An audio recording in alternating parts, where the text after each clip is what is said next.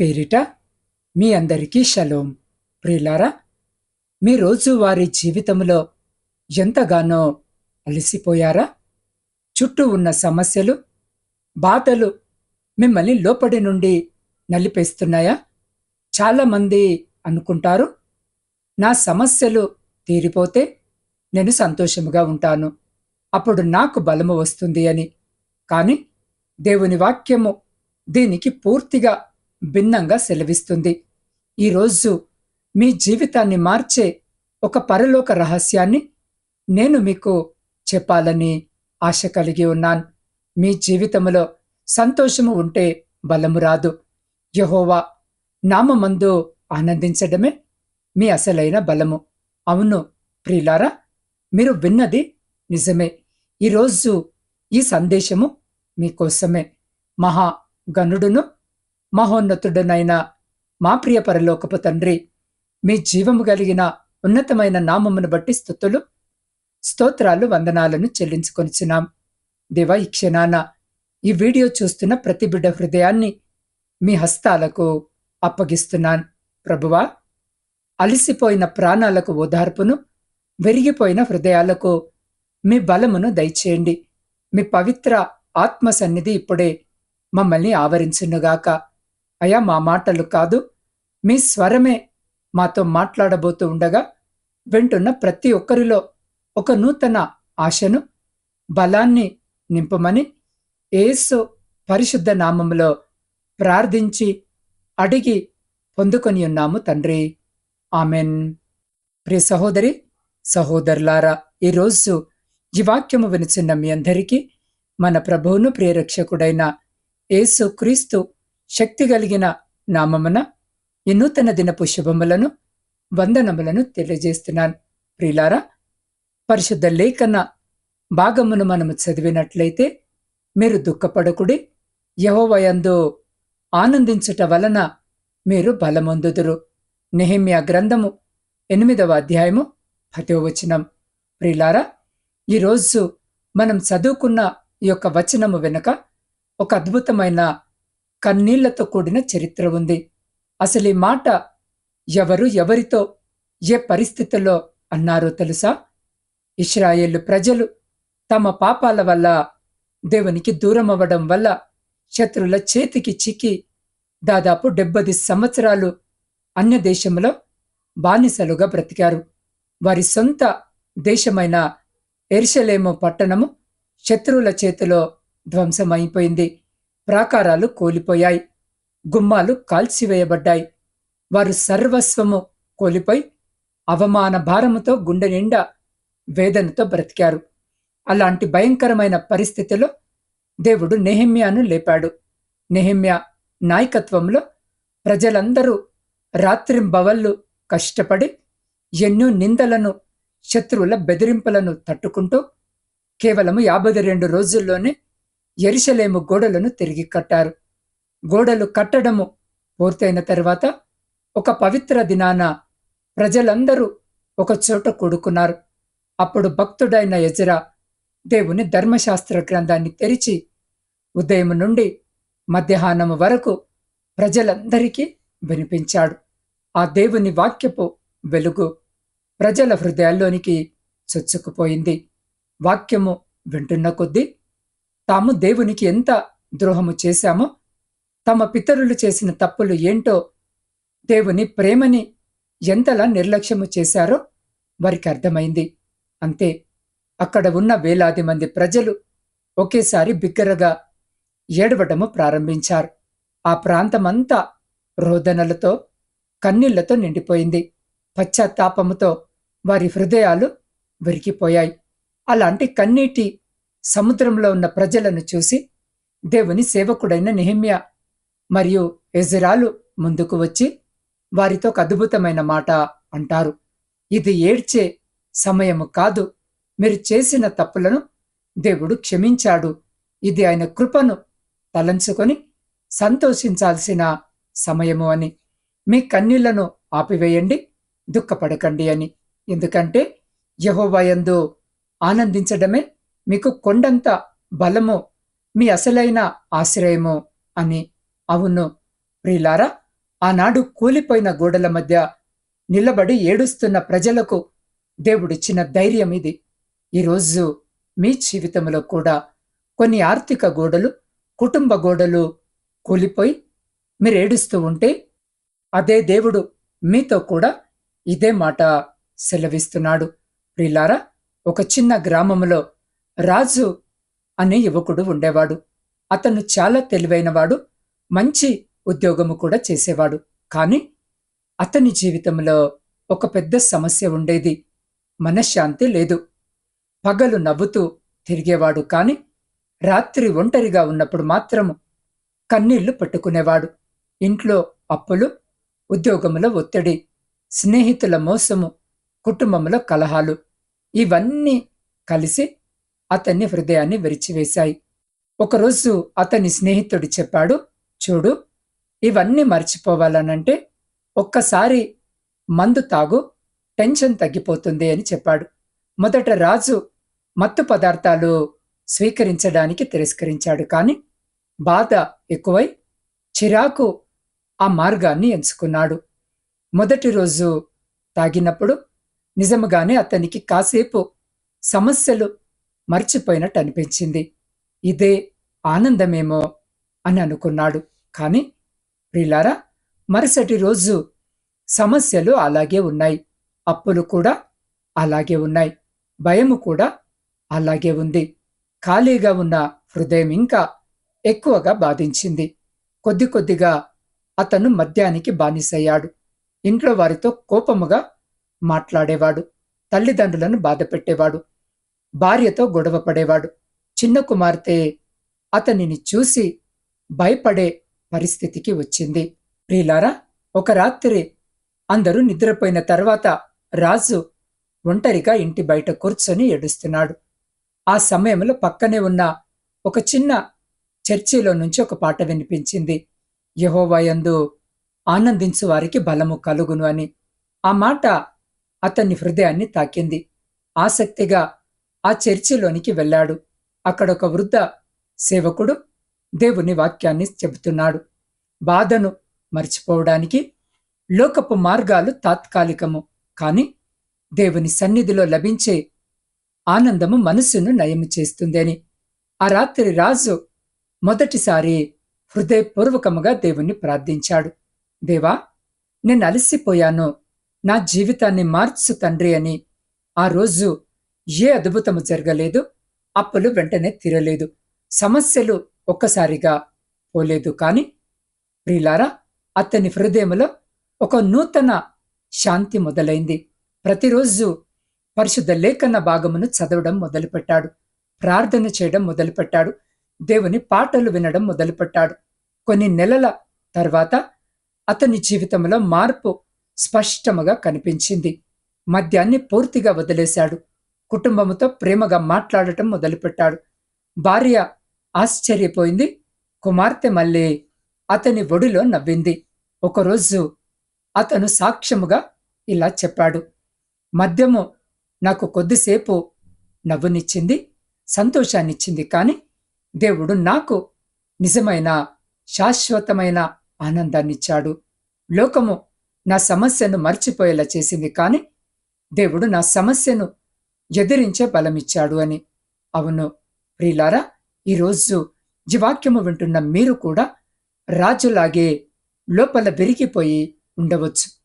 లోకములో ఆనందము వెతుకుతూ అలసిపోయి ఉండవచ్చు. కానీ గుర్తుంచుకోండి, తాత్కాలికమైన ఆనందము జీవితాన్ని మార్చదు. కానీ దేవుని సన్నిధిలో లభించే ఆనందము మనస్సును, కుటుంబాన్ని, భవిష్యత్తును మార్చివేస్తుంది. ఇప్పుడు మనం వినబోయే ఈ దేవుని వాక్యము కూడా ఇదే విషయాన్ని మనకు గుర్తు చేస్తుంది. యెహోవా యందు ఆనందించుటయే మీ బలము అని. అవును ప్రియ సహోదరి, సహోదరులారా, ఈ భూమిపైన జీవిస్తున్న ప్రతి వ్యక్తికి ఏదో ఒక విధమైన సమస్య ఉంటుంది. అది చిన్నదైనా కావచ్చు, పెద్దదైనా కావచ్చు. అయితే చాలా మంది ఆ యొక్క కృంగుబాటు నుండి బయటపడటానికి చాలా రకాల మార్గాలను ఎంచుకుంటారు. కొందరు మద్యము సేవిస్తారు, కొందరు మాదక ద్రవ్యాలను తీసుకుంటారు, తాత్కాలికమైన ఆనందాలను ఎంచుకుంటారు. అవి కేవలము కొద్దిసేపు మాత్రమే ఆ యొక్క మనోదుఃఖము నుండి బయటపడేలా చేయగలవు. తర్వాత మరలా పాత స్థితికి వస్తుంది. సమస్య అలానే ఉంటుంది, కష్టాలు అలానే ఉంటాయి. మరో విషయము ఏమిటంటే, ఈ తాత్కాలికమైన ఆనందాలు మనకాత్మ ధైర్యాన్ని ఇవ్వలేవు. కానీ ఈరోజు ఈ యొక్క లేఖనముల ద్వారా భక్తుడు చెబుతున్నాడు, మనము దేవుని యందు ఆనందించు వారముగా ఉంటే మనము బలము పొందుతాం. ఆ సమస్యను ఎదిరించే శక్తి, దానికి కావలసిన పరిష్కారము ఆయనే తప్పక మనకు చూపుతాడని భక్తుడంటున్నాడు. యెహోవా నా ఆశ్రయము, నా కేడెము, నా హృదయము, ఆయన యందు నమ్మిక ఉంచెను గనక నాకు సహాయము కలిగెను. కావున నా హృదయము ప్రహర్షించుచున్నది, కీర్తనలతో నేను ఆయనను స్తుతిస్తున్నాను అని. అవును ప్రియ సహోదరి, సహోదరుడా, మీ హృదయపూర్వకముగా దేవుని యందు నమ్మిక ఉంచినప్పుడు ఆయనే నాకు సహాయకుడు, ఆయన మాటల యందు నేను ఆనందించగలను, ఆయనను స్తుతించడంలో నా మనసుకు సంతోషము కలదు అని తెలుసుకోగలము. ఈ రోజున ఈ వాక్యము వింటున్న నీవు ఎంతటి దుఃఖ సముద్రములో మునిగి ఉన్నా సరే, కన్నీరే నీకు ఆహారముగా చేసుకొని జీవిస్తూ విడుదల కోసము, ఆనందము కోసము చీకటి రాత్రులన్నీ నీ నుండి తొలగిపోయి వెలుగు కోసము నువ్వెదురు చూసే వ్యక్తిగా ఉన్నట్లయితే, తాత్కాలికమైన ఈ లోక ఆనందాలపై ఆధారపడకు. అశాశ్వతమైనటువంటి ప్రేమను చూపు. మనుషులను నమ్ముకొనకు. వ్యర్థమైన వాటిని విసర్జించి నిజమైన దేవుని యందు ఆనందించడం మొదలుపెట్టు.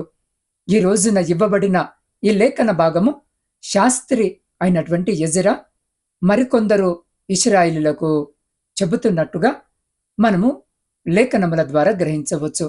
యెజ్రా మోషే నియమించిన ధర్మశాస్త్రమును విప్పి చదివి దానిని వారికి అర్థమయ్యే విధముగా వివరించినప్పుడు అక్కడ ఉన్న జనులందరూ కూడా ఏడవడం మొదలుపెట్టారు. బహుశా వారు చేసినటువంటి పాపాలకు గాను, దేవుని మీద చేసిన తిరుగుబాటుకు గాను దేవుడు తమపై, తమ పితరులపై చూపినటువంటి నిస్వార్థమైనటువంటి ప్రేమను బట్టి పశ్చాత్తాపముతో దుఃఖిస్తూ ఉండగా యెజ్రా అంటున్నాడు, మీరు దుఃఖపడవద్దు, ఏడవవద్దు. ఈ దినము మీ దేవుడైన యెహోవాకు ప్రతిష్ఠిత దినము అని జనులతో చెప్పారు. మీరు మీ యొక్క బలహీనత నుండి బయటపడాలంటే, మీ యొక్క పాపానికి ప్రాయశ్చిత్తము కలగాలంటే మీరు దేవుని యందు ఆనందించండి. ఆయన ద్వారా మీరు బలవంతులుగా మారి పాపాన్ని జయించి పరిశుద్ధులవుతారు అని యెజ్రా తెలియజేశాడు.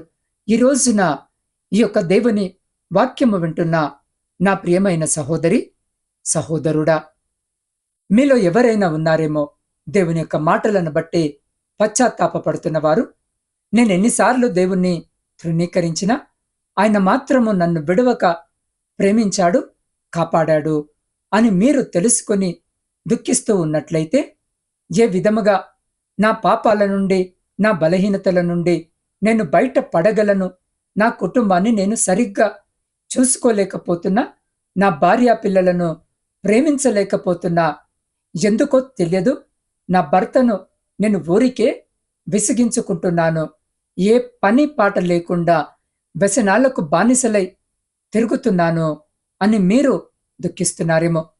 నీవు మోసపరచబడి, నీవు అవమానపరచబడి, ఆర్థిక సమస్యలను తట్టుకోలేక ఈరోజు నీ ఒంటరిగా ఏడుస్తున్నావేమో.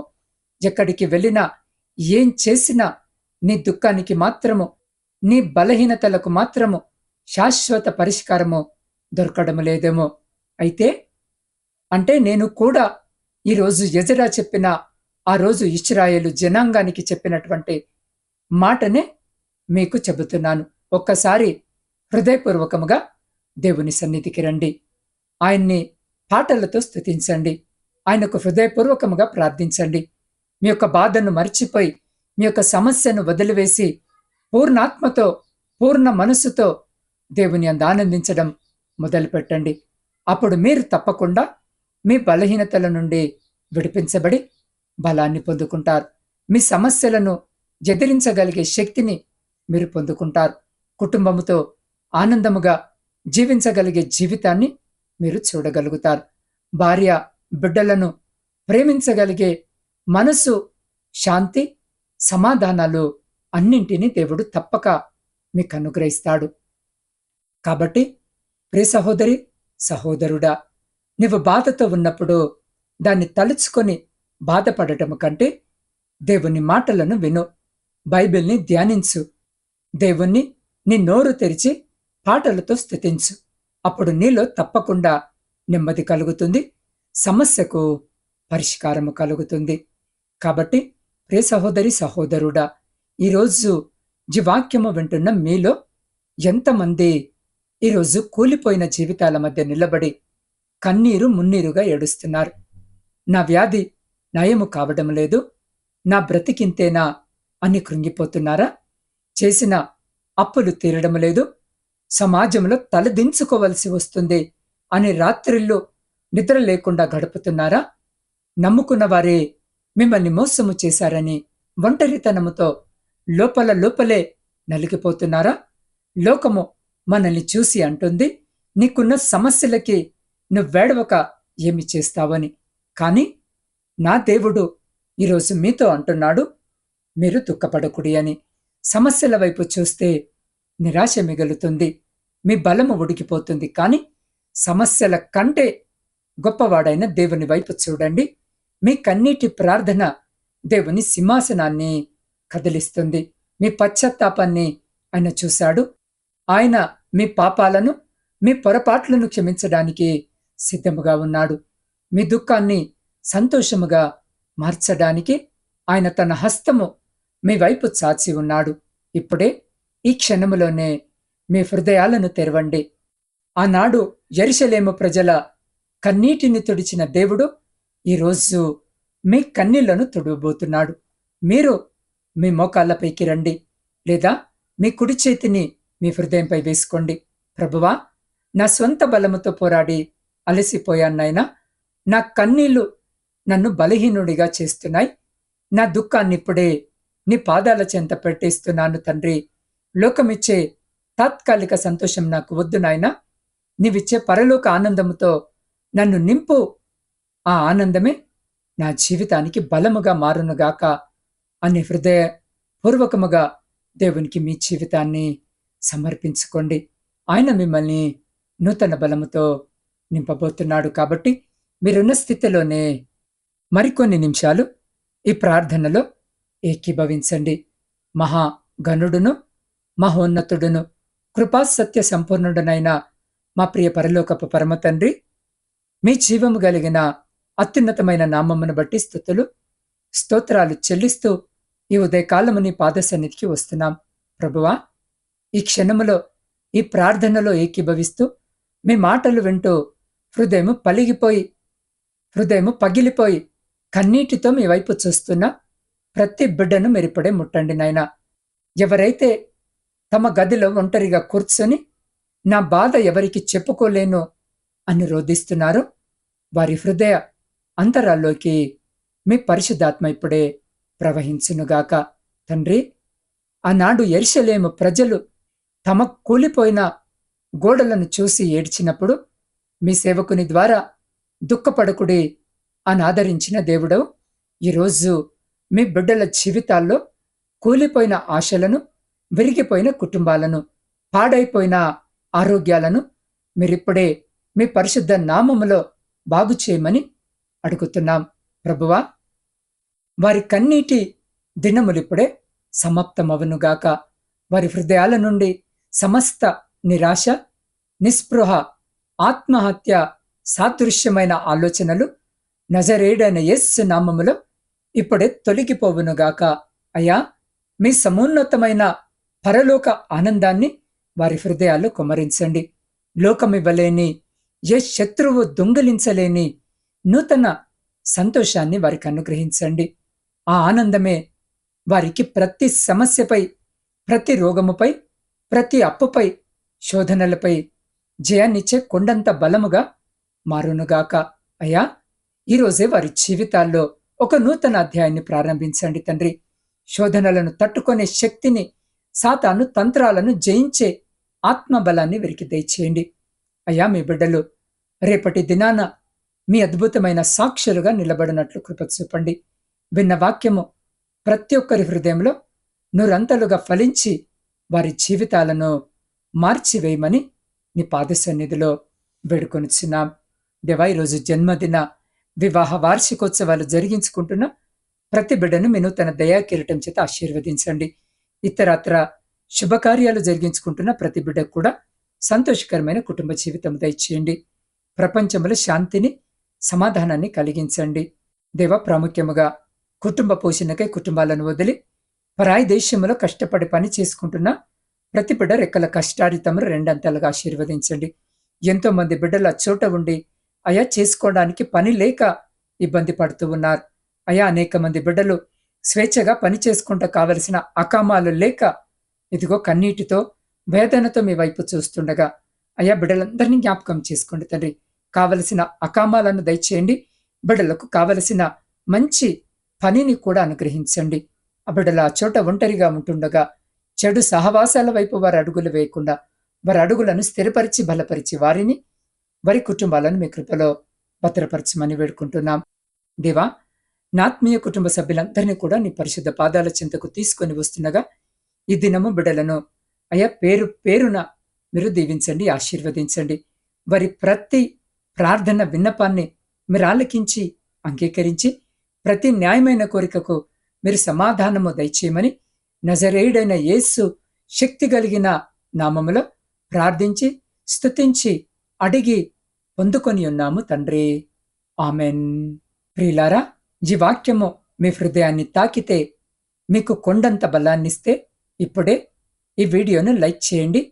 దేవుడు మీ జీవితంలో చేసిన మేళ్లను, మీ ప్రార్థన అవసరాలను కామెంట్ రూపంలో కానీ లేదా స్క్రీన్ పై కనబడుతున్న నా వాట్సాప్ నంబర్కి కానీ పంపించండి.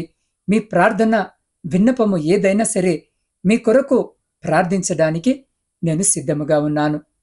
ప్రియులారా, మీలాగే ఎంతో మంది దుఃఖములో, నిరాశలో ఉన్నారో ఈ వాక్యాన్ని మీ స్నేహితులకు, మీ కుటుంబ సభ్యులకు ఇప్పుడే షేర్ చేయండి. వారి జీవితాల్లో కూడా దేవుని బలాన్ని నింపండి.